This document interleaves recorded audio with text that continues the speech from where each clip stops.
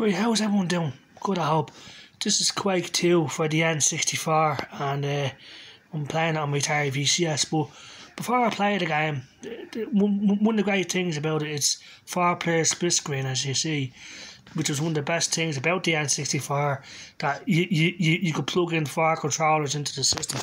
But before I play the game, I'm just going to read you a chapter from the N64 from the book, you know, and we're giving my own opinions, you know, of it, you know.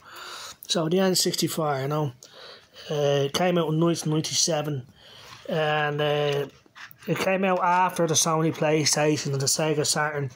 It's in the same console generation, the 5th generation of game consoles, and see, the first one is the 4th generation, 2nd, 3rd, 4th, so they're all separated by technology and time period, you know, if you understand, you know. So the N64 came out, so this would be the 5th generation, the Sony PlayStation, Sega Saturn, N64. Then the 6th would be the Sega Dreamcast, the GameCube, and with the Sega Dreamcast, the GameCube, which is a Nintendo system, the PS2 and the Xbox, the original Xbox. Yeah, but I'm going to go to N64, right, which is page 152. So, awesome stuff. And the Quake 2 was awesome. But the thing about the N64 is that it used cartridges where everything else at the time, the Sega Saturn and the Sony PlayStation, were using CDs, you know. Now, CDs were better because they could hold more memory and better CD audio, better audio, better video, better everything, you know. But there are games that look great on the N64, like Quake 2 here, you know. So yeah, I remember getting Quake 2 from the N64 when I was 17, like, you know, and yeah, so the N64, you know, awesome, you know. It was called the Ultra 64 when it was getting developed, you know, and here it is, the N64. Yeah, but it was going to be called the Ultra 64, which I would think sounds like a better name, but they changed it to N64. So, cartridge-based system, 64-bit system, and I had a very one-of-a-kind controller, right? I'm doing the flight tomorrow, is that okay? Yeah, grand, I start flying to be waiting to eat the dinner, like, you know what I mean? Yeah, grand, yeah, it's all good, yeah, all good, you know. Yeah, so, that was my dad there, you know. So anyway, yeah, like, it's a 64-bit system. Now, the Atari Jaguar was meant to be the world's first 64-bit system, but this is, you know, I mean, the Jaguar, as much as I like it, this is really 64-bit. If you compare the games and the graphics and everything else, like, this is way better than that and on the Jaguar, you know. You know, Quake 2, like, was awesome, like, you know. And the N64, I mean, it could do cool stuff, like, you know. I see great frame rate and everything else, you know. And yeah, so the N64 was a cartridge system, 64-bit system. Now, cartridges were on the way out, you know. Everyone else was changing to CDs because it was cheaper and just better, like, you know. But Nintendo just loved cartridges, you know. So they stuck with it. But even though it had that weakness, it's still a great console in my opinion. Loads of great games, and it's the first system that had 4 controller parts built in, like, you know, which was awesome. Now this door here is a memory expansion part. You can put a memory expansion part in here to increase the RAM of the system, which will make games run faster and look better, like, you know. But without that, games will run slower. So, but the controller, it took me a while to get used to, because underneath the controller there's a fire button. So it's called the Z button. It's underneath the stick here, you know. So you hold it like that. It took me a while to get used to, you know. But I would think it's an awesome system, even though Nintendo went with cartridges because it has awesome games, in my opinion. Like Doom 64 is the reason why I wanted to get a Nintendo 64 back in the day.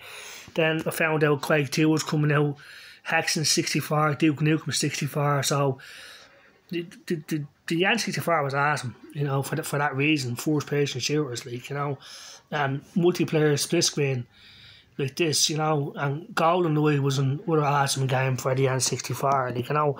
So even though it came out last in '97, it outsold the Sega Saturn by a huge margin, and it was second place to the Sony PlayStation.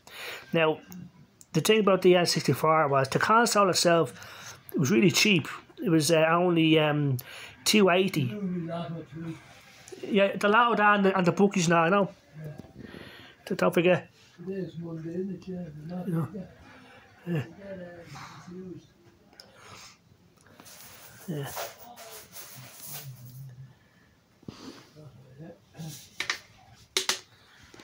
Yeah, so I see how it runs, how it looks now. Awesome.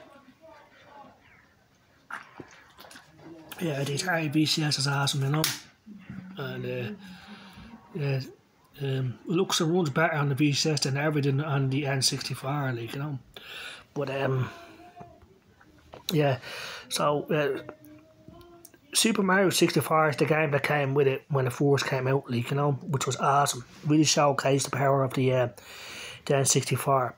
But Nintendo knew they made a mistake not going with CDs. That's why they released this add-on, the 64 DD, or 64 disc drive. Now what this is, it's sort of like floppy disks, not CD quality, but floppy disks, you know. But it didn't catch on. It only stayed in Japan, but this is the proof here that the N64 wasn't the most powerful console because of the cartridge limitation with memory and stuff. That's why they released this. But the reason why this didn't get a worldwide release is because the Sega CD or Mega CD was a CD based add-on like this, and it failed terribly.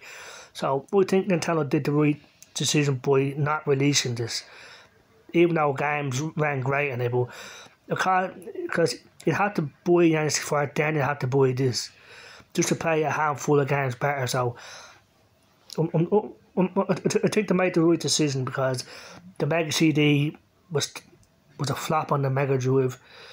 So I'm glad they didn't release this, you know, because the games on the N64 are awesome, and that's its greatest strength in my opinion.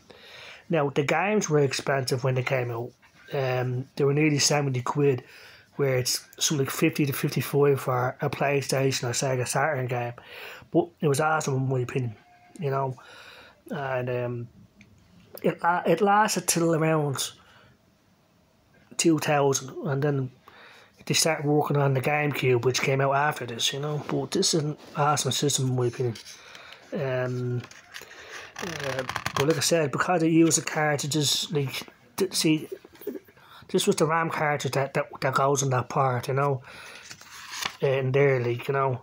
So, I mean, I had a lot of a rumble pack. You had to buy separate things and put it into the controller to make the rumble pack to make the thing rumble. So, smart business move by Nintendo, because they knew people would buy them, you know.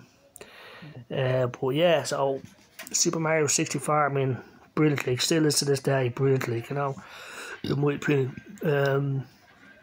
You know, and yeah, so, you know, but with cartridges there's no load times, and it's very hard to damage a cartridge, like, you know, unless you want to damage it, you know. But the N64 awesome in my opinion, and like, brilliant stuff. You doing good, Pep? Are you talking on the computer? No, I'm good. You doing good now? Yeah. You good? You good?